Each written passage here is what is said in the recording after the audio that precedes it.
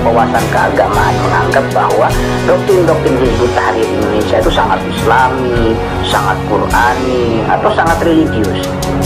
Seakan-akan mereka itu memperjuangkan langsung sesuatu yang dari langit.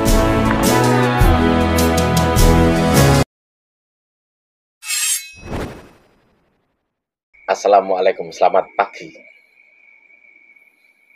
Barusan kemarin terjadi penggerebekan oleh warga aktivitas orang-orang yang disinyalir HTI.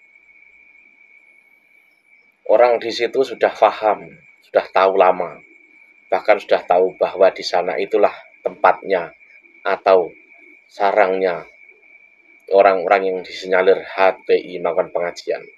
Dulu sudah pernah, lalu ditutup lagi. Ini mereka berulah lagi dengan mengadakan pengajian lagi. Padahal sudah jelas HTI dilarang di Indonesia. Kalau misalkan berubah, harus berubah juga dogma dan pemikirannya. Nah, di sini ini tidak. Mereka tetap menggaungkan khilafah.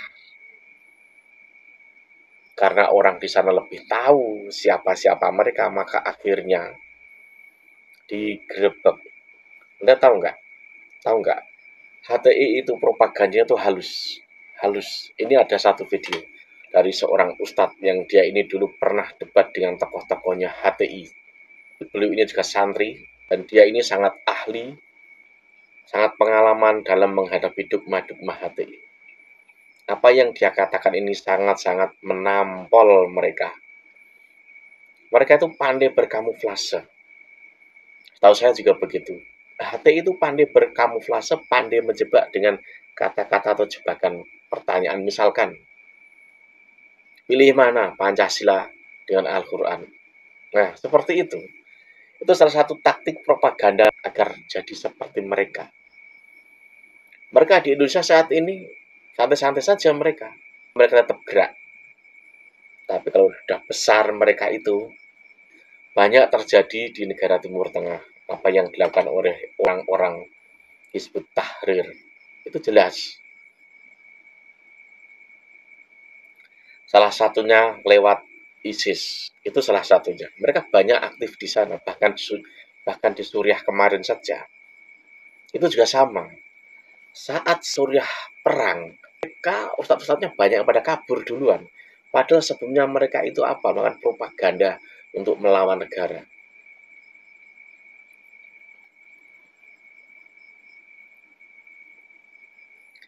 Ini salah satu pemaparan dari seorang Ustadz Ma'mun Rasyid.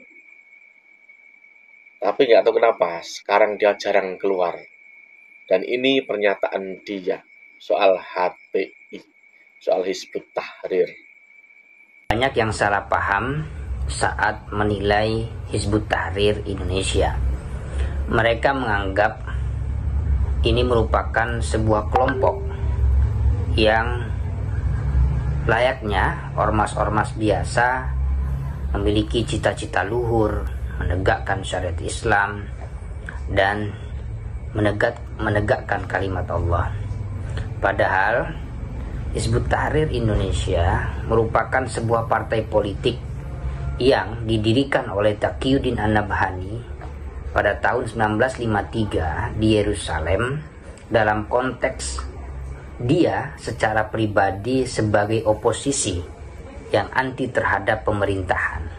Oleh sebab itu, dari ada sampai detik ini, narasi yang digelontorkan oleh kelompok Hizbut Tahrir, baik dalam konteks dunia maupun Indonesia, adalah narasi-narasi anti pemerintahan. Yang itu dalam konteks Indonesia bertujuan mendirikan sebuah sistem politik yang anti terhadap sistem demokrasi. Dari sini kita bisa mengambil kesimpulan bahwa sebenarnya mereka ini adalah memiliki tujuan politik praktis, yaitu mendirikan negara khilafah. Ini lebih tepat disebut sebagai sebuah partai politik dengan menjadikan Islam sebagai justifikasi atau legitimasi terhadap gerakannya. Itu pertama.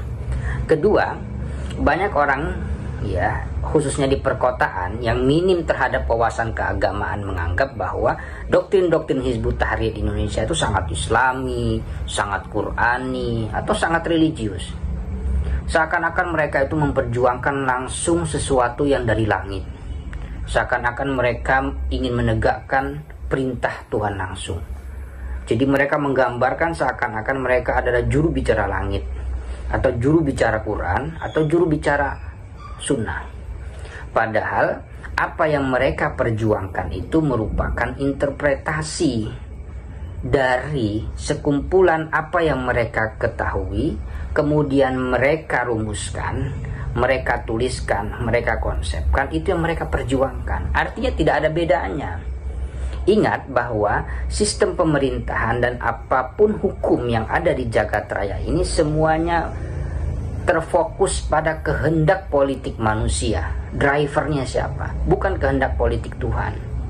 Jadi HTI sama saja kayak parpol-parpol yang lain, cuma dia gengsi saja untuk mendaftar sebagai partai politik seperti partai-partai yang ada lainnya di Indonesia. Kita masih ingat juga bahwa begitu parahnya orang menganggap Hizbut Tahrir sebagai kelompok yang anti terhadap kekerasan.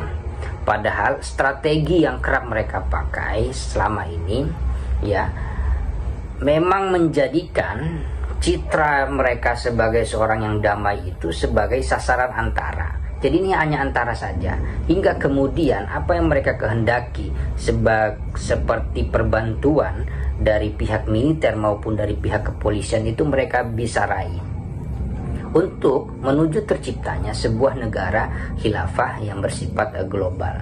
Maka banyak studi akademik yang mengaitkan di mana Hizbut Tahrir dengan sejumlah peristiwa terorisme global, radikalisme religional, kekerasan kekerasan domestik di berbagai negara, ya di Barat, Asia Tengah, kawasan Arab dan Timur Tengah, di mana simpatisannya, kader-kader, orang-orang yang pernah terlibat di dalam kelompok Hizbut Tahrir terlibat di dalam kekerasan. Banyak dalam studi-studi akademik ya yang mengulas terkait dengan kekerasan dan ekstremisme yang dilakukan oleh para kader maupun simpatisan Hizbut Tahrir di sejumlah negara. Misalnya ada beberapa contoh studi akademik ya, seperti Daniel Ruder ya, dia menulis sebuah buku terkait dengan Hizbut Tahrir. Kemudian juga Franco Burgio, kemudian Zeino Baran ya dan lain sebagainya.